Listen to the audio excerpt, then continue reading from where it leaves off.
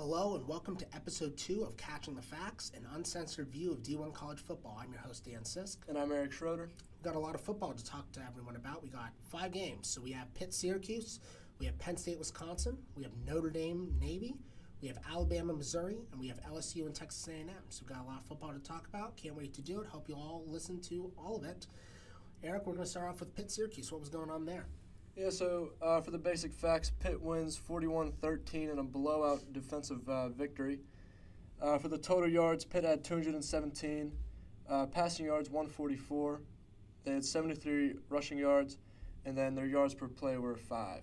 For Syracuse, they had 327 total yards, passing yards 321, and then 6 rushing yards on the ground, and then they only averaged 3.5 yards per play. To dive a little deeper into it, Pitt's D-line, they had Syracuse's number all night. They were pressuring Kyle McCord a lot, just making him uncomfortable, mixing up their defensive looks, making him basically force throws where he wasn't comfortable, that he couldn't really make. They could never get into a comfortable rhythm because every catch in the first half was a contested one.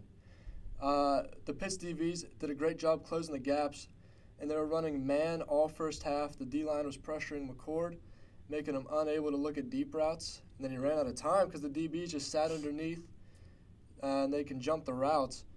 And then the safeties dropped back deep in coverage in case of a streak or a post route. So they had safety help up top. But because McCord had no time to throw, the receivers were just running outs and hitches so they could get underneath and jump the routes while the safeties sat back in case they tried to test them deep. So Pitt was reading them like a book. Yeah. All night. I mean, yeah pretty much. Yeah. The defensive coordinator for Pitt was doing a great job just mixing up the looks. Yeah. They had 4 sacks as well, and then the 3 pick sixes. Three pick sixes, 5 interceptions total, 4 interceptions from McCord in the first half, 3 of them being pick sixes. Yeah, guys, for context, I was unable to watch this game live because I was busy preparing for my other podcast on WSBC Radio, The Wheel Takes. Hope you'll go over and tune into that. But Eric texted me when I got back to campus and told me that Kyle McCord had thrown 3 pick sixes in the first half, and I honestly thought that it was a typo when he texted me. I was like, no, they didn't. And then I looked it up, and he had. I mean, talk about a defense completely and utterly dominating another team. I mean, just massacre. Yeah, I mean, in the first half, the defense scored 21 points, which that's huge. I mean, the offense scores, 20 points. 31 points in the first half, 83 yards of total offense for Pitt, which... In the first half or the whole game? That's the first half. First half, yeah. Yeah. Then late in the game, Holstein did go out with an injury, which caused him to miss most of the final minutes of the game. He finished with 11 for 15, that's 73%, 108 yards, and then 2 touchdowns as well. And then Nate Yarnell came in late in the game. He went 5 for 7, 36 yards, no touchdowns, no picks. Sure. Yeah. Yeah, I think the situation with Pitt was Syracuse is just not a very, very good team. I know their record isn't that bad. And by the way, I don't think Kyle McCord is a bad quarterback either. Right. But I think that a lot of his success at OSU definitely came from Marvin Harrison. And he does not have those kinds of... He doesn't have that kind of talent on offense at Syracuse. But even though he had Marvin Harrison Jr., he still wasn't producing at a high level that normally Ohio State quarterbacks produce. That's very true. That's why he left. Compared to Stroud, I mean, it's not right. bad. Exactly. Fields, Stroud. I mean, you're just the list goes on. Yeah, and again, I think the issue with Pitt is Holstein. I know he got hurt, but 108 yards. Yeah, and that's supposed to be a Heisman candidate, also. I mean, I don't know about Heisman candidate, but it's supposed to be Pitt's best quarterback in a long time. Mm-hmm. Yeah. I mean, the position had been a black hole since Pickett, and they just do not have an offensive line to protect him. They do not. They don't. Yeah. And the only reason no one's talking about it is because the defense scored more points than the offense. Yeah, they did. So I really do not think Pitt is a legit team.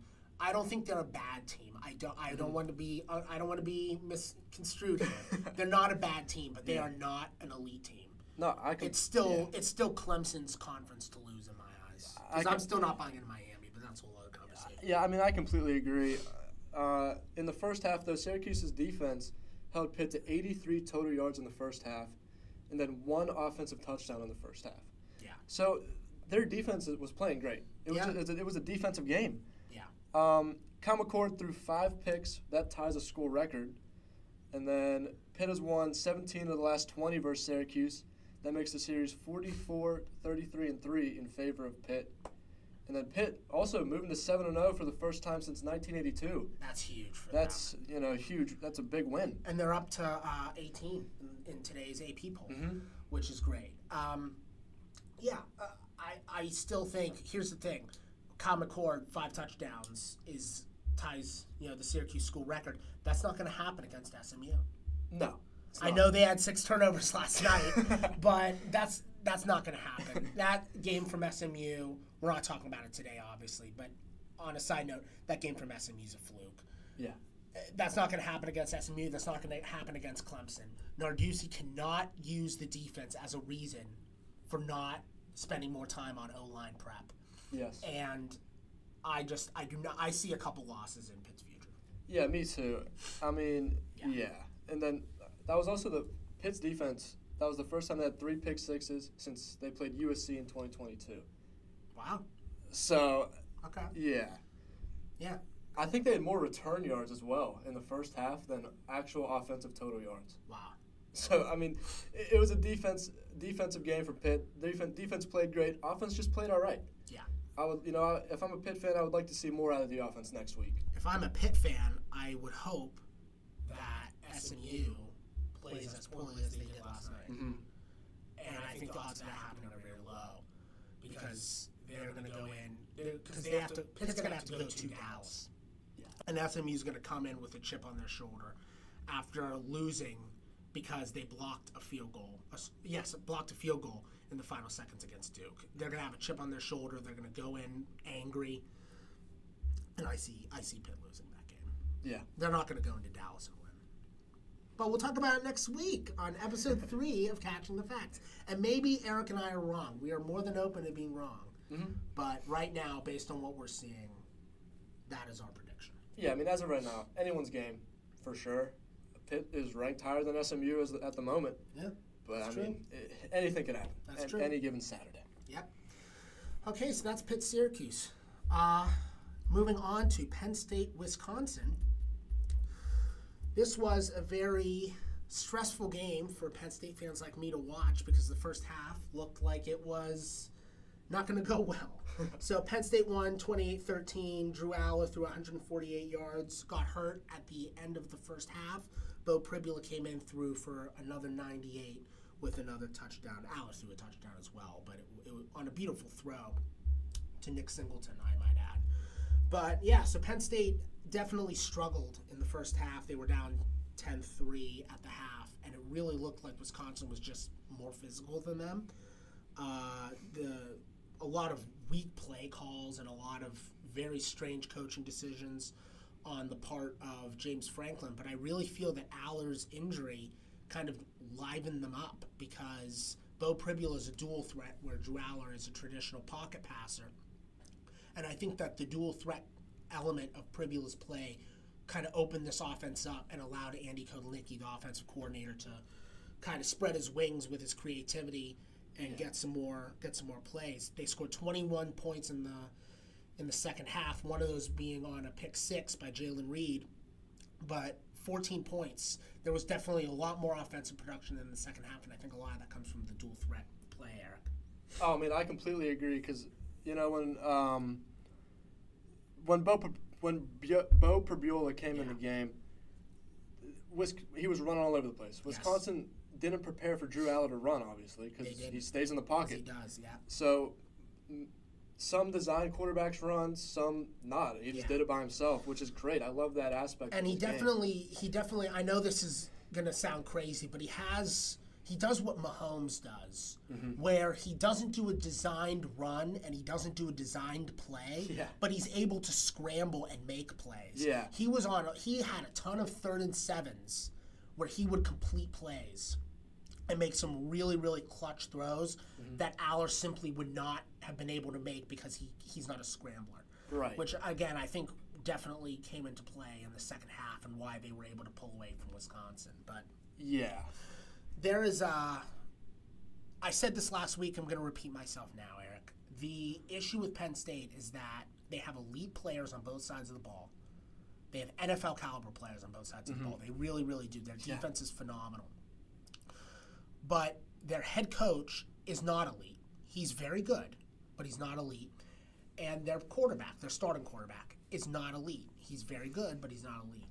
And if you want to be number 3 in the country like they currently are, you need an elite head coach and you need an elite quarterback. And until you can prove to me that you are an elite head coach and that you are an elite quarterback, I'm going to constantly sell my stock on you. And that's why I'm still convinced that Penn State's going to lose next week.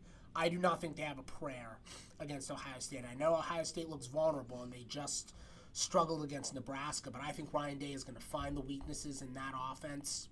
Yeah. And they're going to tear that offense to shreds. I really, really believe that. And I say that as a Penn State fan, but sometimes you just got to be honest and not, lie to everybody. Yeah.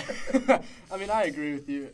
If Penn State's defense started out like they did this week, they're going to struggle. In the first half, they held Wisconsin to 131 yards, but they only had 46 rushing yards in the first half. So they couldn't get the run game going. Yeah. With a really good running back room. Yeah. Nick Singleton and Katron Allen are really, really solid running backs. There was a year, I believe it was 2022, where they were top 2 or 3 running back rooms in the country. They should be delivering. And they are incredibly inconsistent. Yeah. I know Singleton was just hurt, but even when he's healthy, he's inconsistent. Yeah, I mean, they have a lot of weapons on that offense that they can use. I mean, Tyler Warren, the tight end, the senior. He's so good. But you can't keep relying on shuffle passes up the middle to him. That's the thing. You got to utilize him in a ton of, and they have utilized him in very creative ways. He's taken snaps at quarterback this season. He's taken snaps at running back this season. They're using him in creative ways, but again, Ryan Day's going to be ready for all of that. Yeah, I mean, when they're changing up the looks, when they're lining them up at halfback, in the slot, end of the line, and also at wideout. Yeah. I mean, James Franklin, he uses them in a good way. He does. But he only had 7 receptions for 46 yards, then 2 carries for 2 yards. Why would you utilize him to that minimal extent? You just saw him have one of the best games in the history of college football against USC, and then you only throw the ball to him 7 times. Yeah. I don't understand. Explain that one to me. Yeah. Nostradamus, give me the knowledge to understand. Please. But yeah, no, Eric, I completely agree. I think the real hurdle for Penn State is they get off to really rough starts, and then it's a flip of the dice as to whether or not they can come back. Right. They were only down by 3, so the comeback was not huge against Wisconsin, obviously, but they came back huge against USC. They were down by 3 scores at halftime at that game, and they came back and won. But that's because USC has probably the most overrated coach in the history of the sport, and a team that has 1 or 2 elite players, and that's it. Yeah. And they barely came back on the road against USC. That will not work against Ohio State. That will not work against Oregon if somehow, by some miracle, they make it to the Big Ten championship game. That won't work against Indiana, who has currently the Coach of the Year frontrunner, and Kurt Signetti, who's going to be all over that sort of thing. So, yeah, I wish I could be more positive on Penn State. I hate to be a pessimist, but I think right now they are a very good team. They're a playoff team for sure. Yeah. For sure they are, but they're not the number 3 team in the country. Now watch them go out and beat Ohio State, and I mean, they totally could, though. let me swallow my words. They totally could. Do you honestly think they have a chance? Yeah, I do. I do. Ohio State's been struggling the past 2 weeks. And also, I mean, if James Franklin keeps mixing up the looks with Tyler Warren, and then they ran that trick play with that direct snap to Katron Allen, where he ran for a 34-yard touchdown. Yeah. Bo Pribula lined up under the guard. It's just unexpected. Yeah. You know what I mean? It's the sort of thing where the second hour shows struggle, I would put in Pribula. Because I think Pribula is going to add a lot of dimensions to Kotelnicki's scheming that I think it's good to have Ryan Day prepared for both quarterbacks because it's going to require the team, the Ohio State defense, to memorize a lot of plays. And obviously having them potentially screw up. Screw-ups are the only way you're going to beat Ohio State. It's not because you're more physical than them. You're going to have Ohio State make mistakes. And the way to get them to make mistakes is by having them over-prepare and by having them screw up through their over-preparedness. Yeah, I think this game could have been a lot closer. Wisconsin was dropping a lot of balls. They dropped early. a ton of balls. Penn State dropped a huge ball. Julian Fleming. I mean, the whole reason we brought him in is because he was an OSU the Ohio State transfer. Yep. And he made a really good play on the first drive on a 3rd and 7 play. Very low throw, made a great catch, and then he caught and missed a ball. It was like Saquon Barkley a couple weeks ago all over again. Right in his hands, took his eyes off the ball and dropped it. And, so you cannot do that against Ohio State. I cannot stress that enough. Yeah. You can't make mistakes like that because Ohio State will capitalize on those mistakes. Yeah, for sure. And then the quarterback for Wisconsin, Braden Locke, this is his 5th start of the season so far. He has thrown a pick, at least one, in every start. Yeah, they're not a bad team. Yeah. They're not a bad team. They're just making mistakes that don't need to be made. Luke Fickell, I think he's a good coach. Yeah. Where did he come from? I don't remember. One of those smaller schools. But Luke Fickell's a good coach, and he'll have them competing in the Big Ten probably in 2 years or so. He's probably a bit of time off, but he'll get them there eventually. That's pretty much all I have on Penn State, Wisconsin, Eric. Yep. Okay. Moving on to Notre Dame Navy. So Eric, what was going on there? Yeah. So Notre Dame, I mean, they just played great. Yeah. Navy got exposed. They did. I mean, they come into this game at 6-0. Cinderella story. Yeah. I mean, I love it. I would love to see a Navy Army undefeated matchup. Yeah. But it's just not gonna happen. Navy only had 88 passing yards, but 222 rushing yards on the ground. That's not bad. Yeah. The offense that they run it's wing T. Yeah. Triple option. Yeah. Which nobody runs that except the Navy and Army and Air Force, really. True. So it's like it's a different look that you're really not prepared for. Except Marcus Freeman was. Yeah, he was all over it. He was all over it. He read it like a book. Yeah. Yeah, I mean, just also great coaching. Here's the thing: I can still feel happy for Navy. Yeah. They were ranked for a week. Let's give them their flowers. Yeah. They're just not, it wasn't meant to be. No, and Notre Dame, they're a good team that lost to Northern Illinois. Northern Illinois. You think that's a fluke? I think it was a fluke. Here's the thing: it would be a fluke if they didn't lose to Marshall, and if they didn't lose to an awful Stanford team. Right. But they lost to Marshall, and they lost to an awful Stanford team. Okay. I don't know honestly, I don't know if we can call those. I don't know if we can call the Northern Illinois game a fluke. Okay. Okay, because Marcus Freeman loses a lot of games that he should easily win. Oh, yeah. I think so, too. He does that a lot. Last year versus Ohio State, they had 12 men on the field, and then Ohio State scores. He didn't even have on the last drive, he didn't have 10 guys on the field. That's true. I think Notre Dame, here's the thing. If you hate your son, you make him a Notre Dame fan. Eric's laughing, but if you hate your child, you will raise him as a Notre Dame fan, okay? You're telling him that he's inferior in every way and that he will never find happiness for the rest of his life. Am I wrong? No. There you go. I'm not wrong. And that's why I say it. Because Notre Dame, here's the problem with Notre Dame. Their fan base is nauseating. They're the Cowboys of college football. Their fans will not shut up. Their fans think that they are on that Michigan, Ohio State level. Mm-hmm. Football for 150 years. We're Notre Dame. You're not. Fighting Irish. Fighting for Catholic ideology. And then they go into games, and with the exception of Texas A&M, which was a good win, and as we're going to talk about later in this show, that A&M win on the road is looking better and better with every passing week.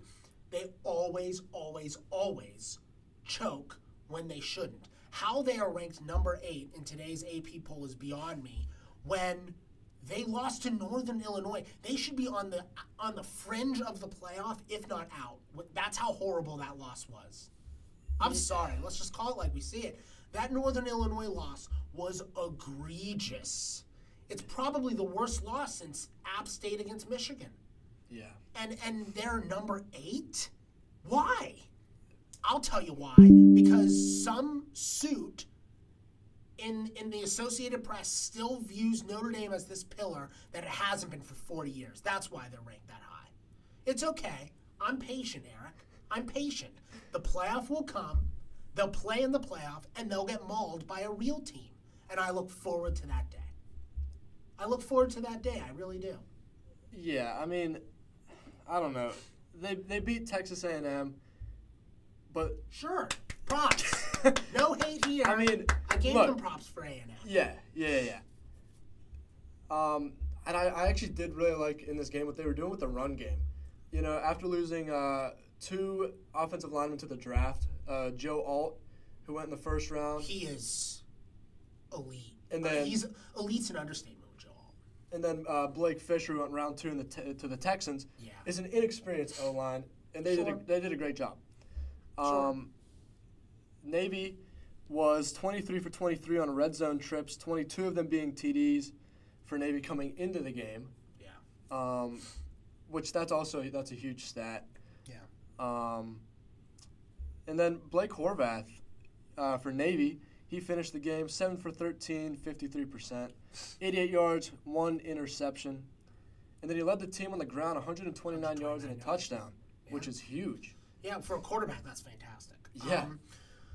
But yeah, no, I think Notre Dame is swinging below their weight, and that's why. Here's the thing. Navy was a great Cinderella story, and it was awesome that they and Army were ranked. It was great for obviously recognizing our armed forces, as if we don't. Yeah. But it was great recognition for those 2 schools. Well, those 2 academies, excuse me. Mm-hmm. And I think, Notre Dame kind of put them in their place. Yeah. But again, the A&M win is very good, but I'm telling you, they will lose a big game later on. It's what they do. I didn't make the rules. They did, by losing all of these games. they do. I'm sorry.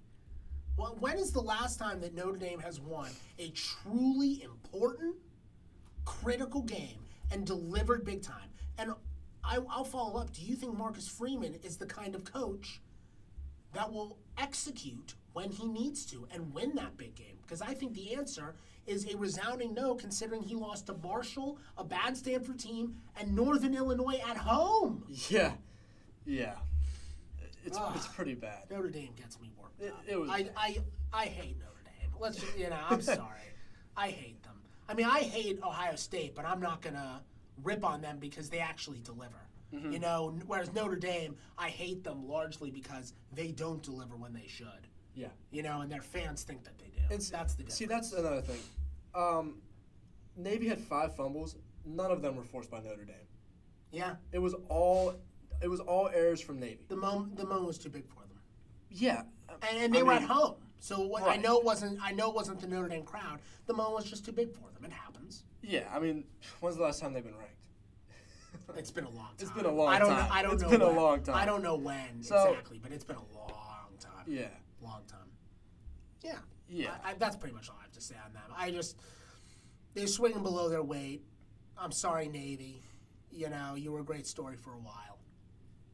Yeah. They still will be. There's still a chance that they're ranked at the end of the year if they win out. Yeah, and Notre Dame also, they have to clean up the penalties. Last game, they had 80 penalty yards. That's the sort of thing that Freeman will do. I watched the interview after the game, and he is remarkably well spoken. Mm-hmm. He is a very smart guy. I have a hard time believing he won't clean up the penalties with that team. I have a hard time believing that he won't do that. Yeah, and then I think he will. Riley Leonard also for Notre Dame. He also played good. 13 for 21. That's 61%. 178 yards with 2 touchdowns. 83 yards on the ground with a TD. Yeah. I mean, that's good. That's good stuff. It is very good, yeah. Right. He did end up leaving the game, though, just because it was a blowout. I mean. Sure. So. Yeah. But, yeah. Okay. That it for Notre Dame, Navy? That's it. Okay. So we're going to move on to Alabama, Missouri. So this game was pretty much a blowout. Game was over halfway through the second quarter. Alabama won 34-0. Jalen Milroe, 215 yards passing. 486 total yards of offense by Alabama versus Mizzou's 239. Mizzou had 3 turnovers. I mean, again, it was a blowout, and this is a much needed victory for Kalen DeBoer, Eric. Yeah, that's it's a big one, especially shutting them out. Yeah. When they got that stop, the whole sideline was erupting. The whole stadium even. On the goal line at the yes. end, At when the the game end was of the game. meaningless. The game was still over. Yeah.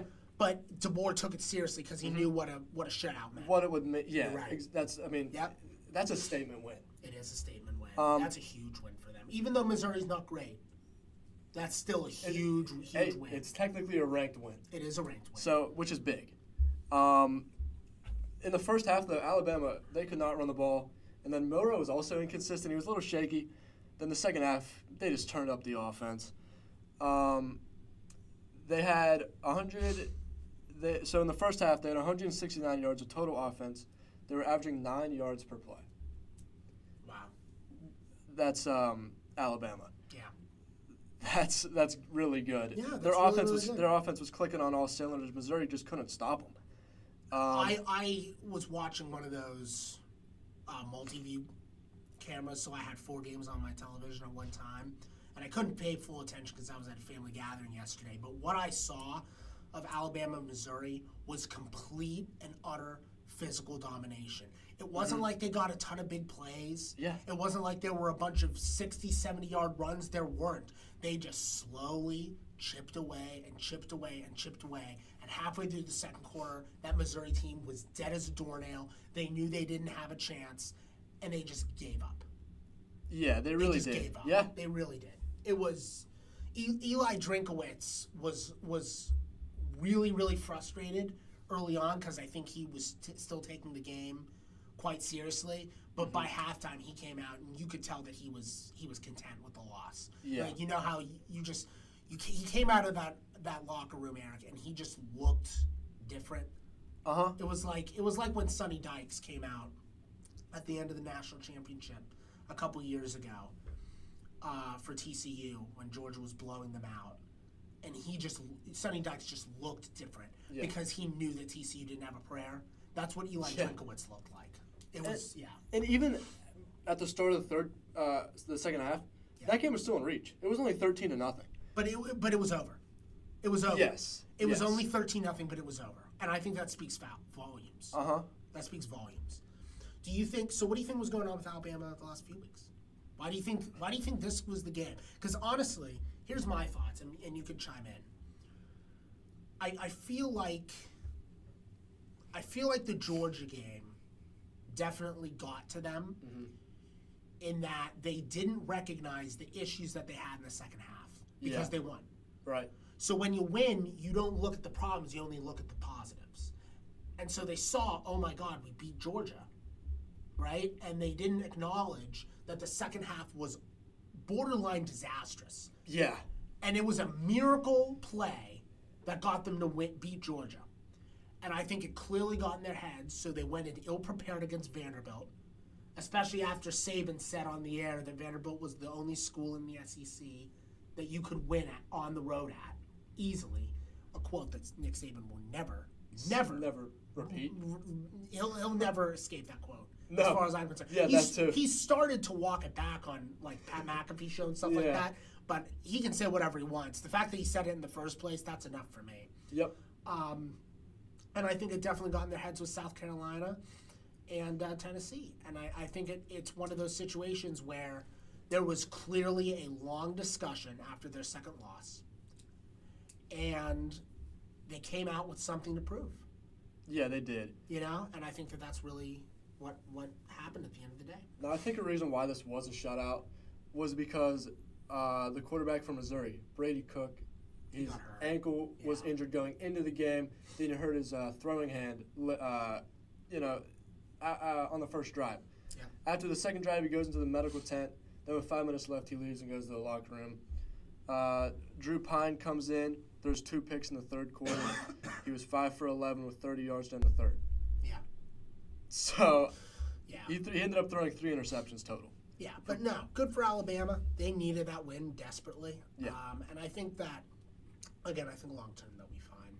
I just think this year is clearly a transition year as they move from Saban to DeBoer. Mm-hmm. Obviously, Milroe, as talented as he is, and I think he's legit. He is an NFL caliber talent. He wasn't DeBoer's recruit. I think that once DeBoer makes that squarely his squad, he will find immense success. Even though the SEC is mighty competitive with a lot of really good teams, especially right now. Yeah, right now they aren't at the top. They aren't S tier right now. They're A tier. And honestly, Bama fans, you've been S tier for so long. Deal with it. You're fine with an A tier team for 2 years. That's not. Trust me, I've had an A tier team in Penn State for my whole life, and I've been content. So you can be fine for 2 years, being on tier 2, which is still really good. It's not like you guys are bad. Elite program.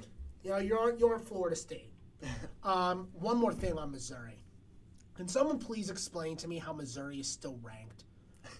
Can someone please? They were 21 going into that game. They got absolutely annihilated by Alabama, and they are still ranked. They're number 25. How? Yeah. I know Vanderbilt at 25 lost, but Vanderbilt barely lost to Texas. Right. It was an incredibly competitive game. They're out, but Missouri's still in? Yeah. That is a disgrace, Associated Press. That is a joke. You should all be ashamed of yourselves. And here's the thing. They're never going to admit it. I think deep down they know that they're wrong. I really believe that. I think they know that they're wrong. They're just trying to I think they're trying to overcompensate for the records, and they see Vanderbilt's 3 losses, and they're like, okay, they should be out. Right. But I mean, I'm sorry. It actually makes me upset seeing Missouri in that poll. They should not be there. I'm sorry. I know they started off a top 10 team in the preseason, and they had a great win great bowl win against Ohio State without McCord and Harrison. But still, they weren't playing their players. Exactly. But still, a bowl win's a bowl win. A New Year's Six bowl win is a New Year's Six bowl win. That is a big situation. So I understand that they had a lot of promise going into the season, but number 25 is a joke. Yeah. Now that was the last time. The last time Missouri was shut out was in 2019 at Georgia. 34-0. 34. Yeah, that's number 25 got shut out by then number 15. 34-0. Yeah. Oh my God. That makes now Bama at home is 4 straight versus ranked opponents. Bama is Alabama at home is 4 straight versus ranked opponents. And Alabama only went up to 14. Yeah. Alabama goes up 1. Missouri goes up 4. Oh, sorry, Missouri goes down 4. Alabama should be above Indiana right now.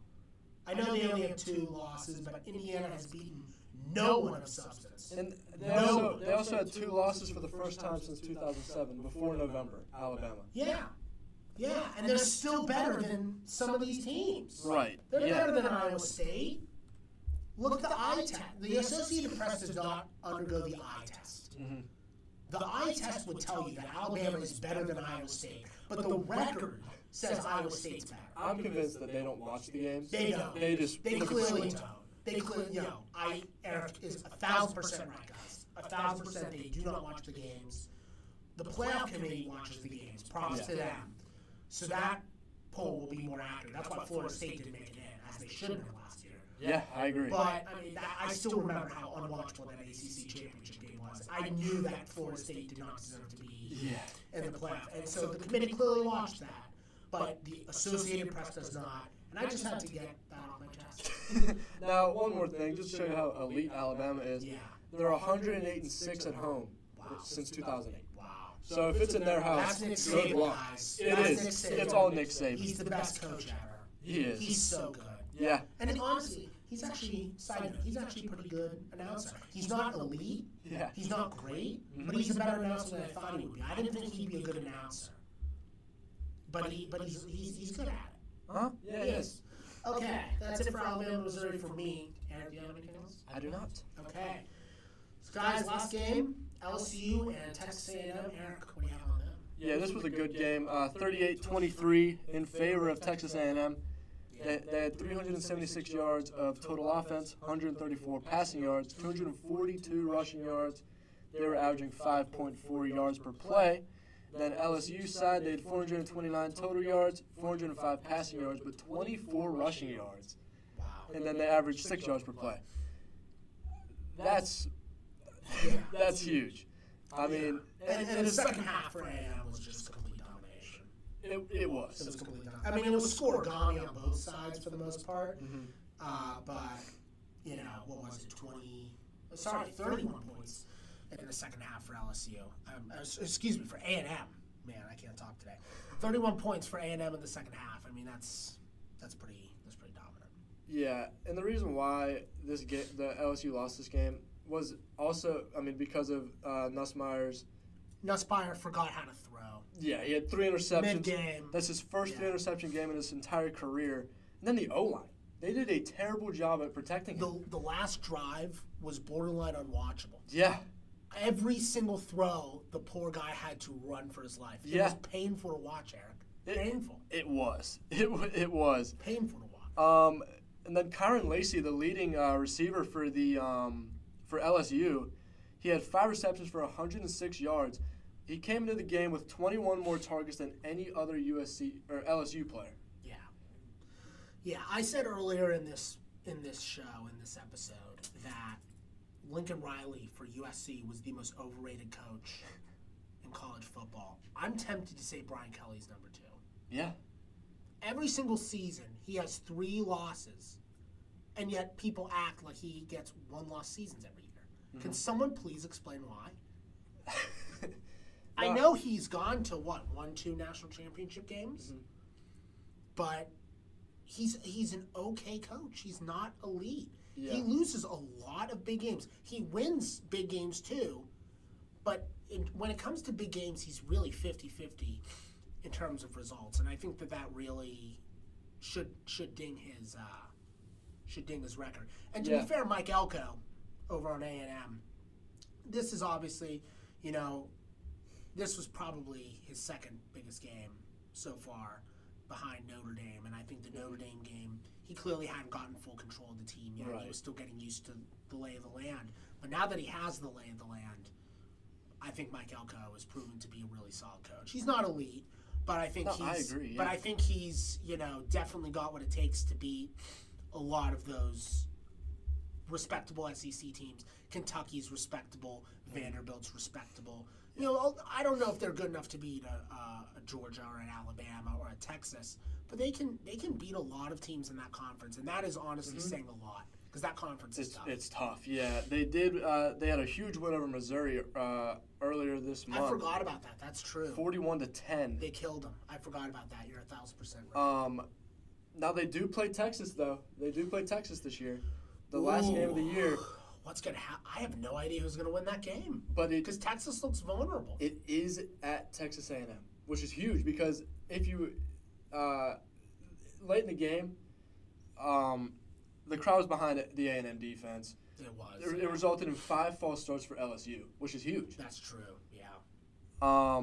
One of the few situations, Eric, where I think penalties aren't on the coach. I always blame penalties on the coach because it's the coach's job to instill discipline into their players. Right. But the A&M crowd was so into it that I honestly don't think that you can blame it on Brian Kelly. I think that they just were so rattled by that crowd that it really just created a situation of that was their not being able to hear anything. Those 5 false starts were their only penalties of the entire game. And they all happened on one drive. Yeah. Yeah. That's why. Yeah. That's not on Brian Kelly. It wasn't. Nope. You're right. But yeah, no, I think LSU,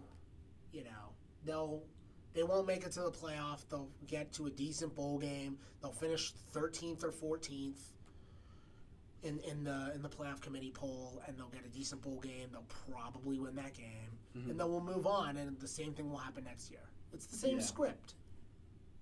Yeah, LSU's defense though, they were getting good pressures though from the edges. Sure. And they were making Texas A&M be predictable.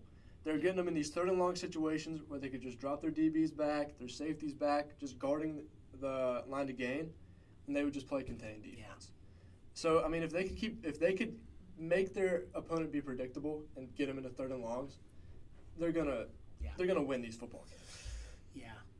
Yeah, you're right. And now A&M's number 1 in the SEC, which is isn't that nuts? Who would have guessed that? What, week 8? Yeah. That Texas A&M would be the only undefeated SEC team in conference play. In conference play, going undefeated. Right. They're 5-0 in conference. That's nuts. Yeah. That honestly blows my mind. Because again, this is Mike Elko's first year. Mm-hmm. This should be a transition year, and it's not. He didn't make it that, which is impressive. Now, what I also thought was very impressive by Marcel Reed comes into the game, the backup quarterback for A&M. When I looked back at the game and I saw he was in, I was confused. I was like, who is Reed? Who is this guy? Yeah. Well, he's on the map now. He played a great game. He played really well. He went 4 for 4, 4 TDs on 4 drives for Marcel Reed. He had 62 yards on the ground, 3 touchdowns, and then he went 2 for 2 for 70 yards. Yeah. Which is that's crazy. Do you think they start him next week? Ooh. Who do they play next week? They have. Because it depends on the opponent. They have South Carolina, who was just competitive against Alabama. Yeah, I mean. Ooh, I don't know. I'm tempted to say no. Okay. I'm tempted to say no for the same reasons I wouldn't start Pribula against Ohio State. Right. I think you have to stick with your starter. I agree. But if your starter starts to show some weaknesses by the end of the second quarter, then you put in the backup. That's what I would agree. Do. That's how I would do it. What I said for Penn State earlier, I would do for A&M as well, if that situation arises. Because again, South Carolina was just competitive against Alabama, and if they were competitive against them, A&M is kind of on the same tier in terms of quality. If South Carolina can stick up to Alabama, they can stick up to A&M. Yeah, I agree. So yeah, I would definitely pay attention to that. But yeah, that's pretty much it for me on LSU and A&M. Eric, what about you? That's all, yeah. Okay, guys, so I hope you had a lot of fun. I hope you had as much fun listening to this as we had making it. We always love doing this for you, and we can't wait to do it next week. That has been episode 2 of Catching the Facts. That's pretty much it. So for the time being, I'm Dan Sisk. And I'm Eric Shroeder. And we'll see you next week. Hey there, listeners. I'm Matt Boyer, station manager of WSVC Radio. If you like what you're listening to, don't forget to hit the like, subscribe, and hit that bell button to be notified with all of our newest updates. Every day, one of our shows is releasing a new episode. Stick around and stay tuned.